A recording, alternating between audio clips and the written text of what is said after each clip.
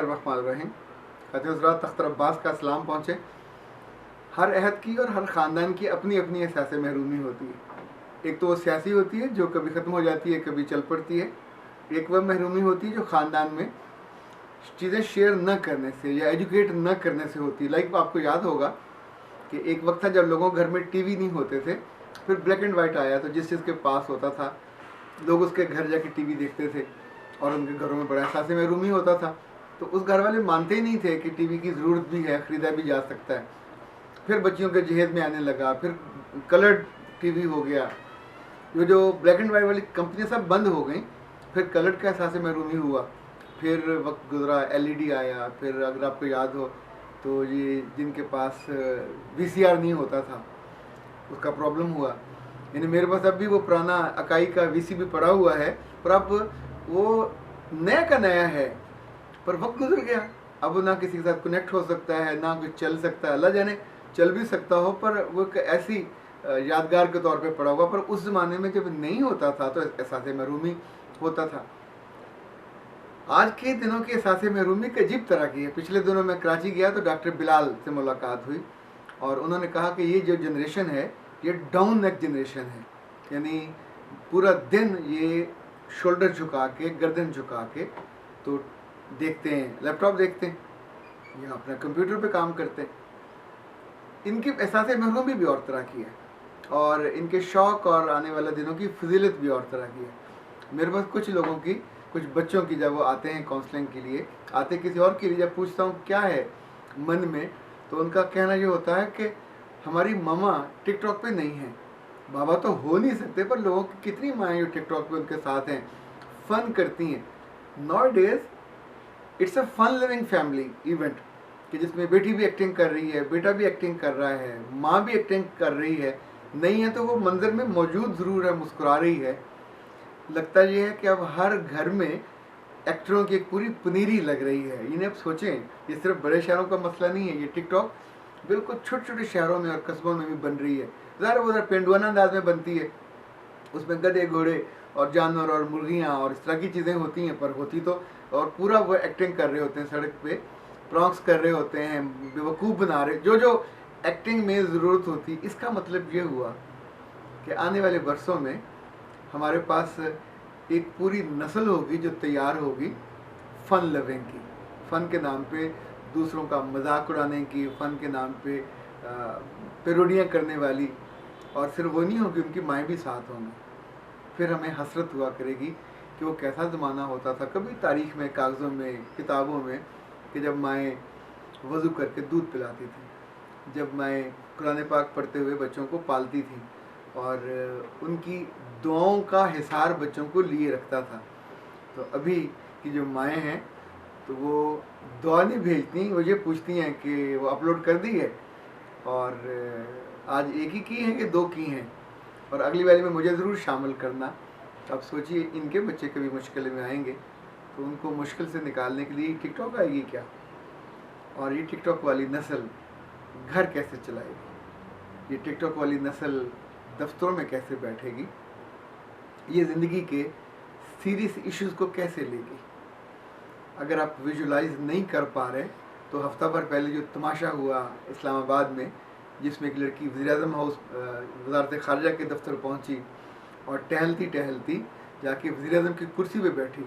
कुर्सी पे बैठने से शायद कुर्सी की कुशान में फ़र्क नहीं पड़ा होगा, पर इतना बड़ा मसला क्रिएट हुआ कि उसकी अरेस्ट होने तक का ख़बरें आनी शुरू हो गई। वज़ारत ख़ारिजा ने और फ़लाँ ने और फ़लाँ ने और फ़लाँ ने, सब ने उस पर, और उसके लिए सिंपल एक फ़न था कि अगर वज़ीर-ए-आज़म वहाँ बैठ सकता तो मैं क्यों नहीं बैठ सकती।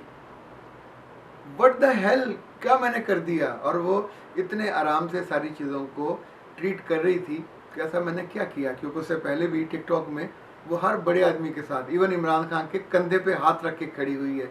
इवन कुछ उसकी तस्वीरें मैंने देखी, वो तो बहुत ही वल्गर और बुरी थी। पर शुरू में तो मुमकिन है ये बच्ची ऐसी ना हो, पर धीरे धीरे जैसे फिर आप टिकटॉक स्टार बन जाते हैं, अल्लाह माफ़ करे। यानी ये भी एक अजीब अहद है जिसमें किसी भी चीज़ को, गंदी से गंदी चीज़ को, इवन हालत ये है कि they know how to sell the things और कैसे लोगों के अंदर उसको एक्सेप्टेबल बनाना है। आप सोचिए कि जिसके बारे में दो बंदे, इज्जतदार बंदे, बात नहीं करना चाहेंगे पोर्न मूवीज़ के बारे में, तो पोर्न मूवीज़ में काम करने वाले को पोर्न स्टार कहते हैं। और जब वो वहाँ की गंदगी और गलाजे से निकल के मेन स्ट्रीम में आए तो ऐसे उसको कहा जाता है कि पोर्न स्टार। अब वो कम कन्वर्टेड, जैसे पुराना मज़हब बदल के वो नए मज़हब में आया हो, नई पुरानी जो स्टार उसका शिप थी वो लेके साथ आया हो, और उसके बारे में उसकी डिटेलिंग बेची जा रही होगी, बताई जा रही होगी, और हमारे अंदर उसकी एक्सेप्टेबिलिटी पैदा कर दी जाती है। ये जो टिकटॉक है, टिकटॉक से पहले जितनी क्लिप्स आने लगे, और कभी सोचा था आपने कि वल्गर क्लिप्स किसी के टेलीफोन में, मोबाइल में महफूज रहें, पर होले होले महफूज रहने लग गए। अभी इन टिकटॉक्स में अब्यूज़ तक किए जा रहे होते हैं। कोई रिश्ता ऐसा नहीं बचा कि जिसका मजाक ना उड़ाया जाता। पहले स्टेज वाले करते थे, अच्छा वो सारे अनपढ़ थे, जाहिल थे, पढ़े लिखे नहीं थे, पर अपनी उस एक्टिंग की वजह से वो अमीर हो गए, मशहूर भी हो गए, मकबूल भी हो गए। पर जब वो आखिरी उम्र को पहुँचते हैं और कसम पुर्सी की हालत में मरते हैं, फिर खबरें छपती हैं कि खाने को नहीं है, बीमारी का इलाज नहीं है, हुकूमत उनका वो करे, इलाज करे। जब ये मरते हैं तो किन जगहों पे दफन होते हैं, कभी किसी ने सोचा? वो जो मशहूरी थी वो पॉजिटिव या ऐसी नहीं थी जिसने किसी की ज़िंदगी बदली हो, किसी की ज़िंदगी में कुछ खूबसूरती डाली हो।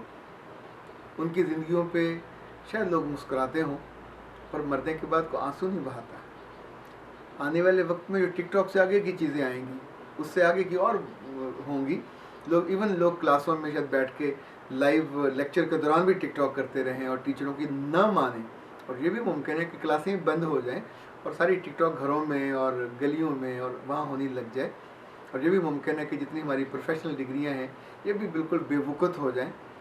पर इन हर अहद में जो लोग जी रहे होते हैं, क्या वो गूंगे और बहरे हो जाएं? क्या वो जो चलन है, जब बहुत ज़्यादा तेज़ पानी आ जाए, उसकी लहरें बड़ी ऊंची हों, तो क्या अपने आप को मौत के हवाले कर दिया जाए?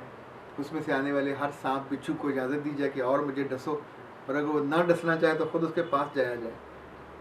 हर अहद की अपनी ज़रूरतें, अपने चैलेंजेस, अपने थ्रेट्स होते हैं, ऑफकोर्स होते हैं, हर अहद में होंगे।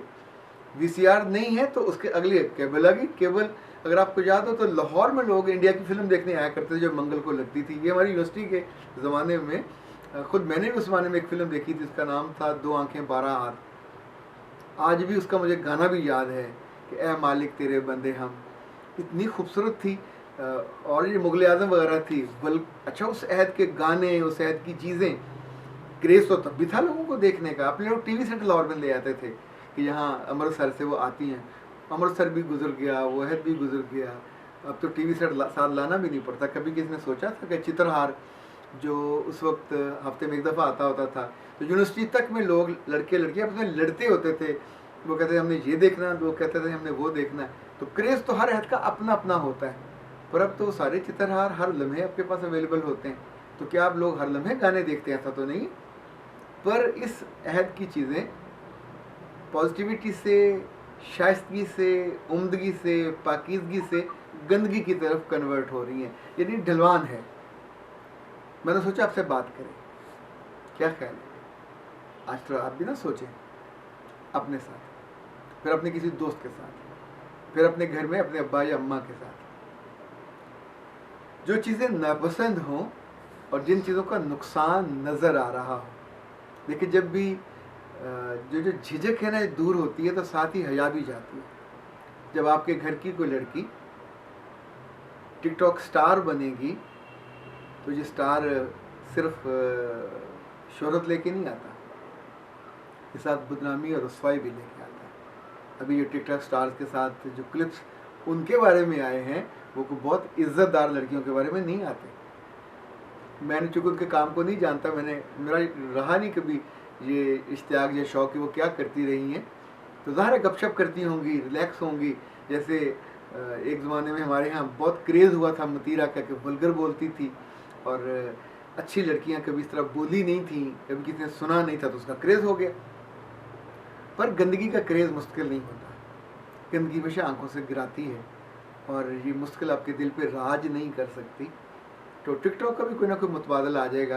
पर अपने बच्चे अगर ये कहने लग जाएं कि मेरी माँ क्यों नहीं टिकटॉक स्टार बनी, कोई मेरा बाप क्यों नहीं बना, और बाकियों को वो बना ले, तो कहीं ना कहीं थोड़ी कदगन लगानी चाहिए। कदगन पाबंदी को कहते हैं। ये आप जबरन ना लगाइए, पर अपने बच्चों से डिस्कस तो कीजिए कि बेटा ये करोगे। हर ख़ानदान की एक अपनी खूबसूरती।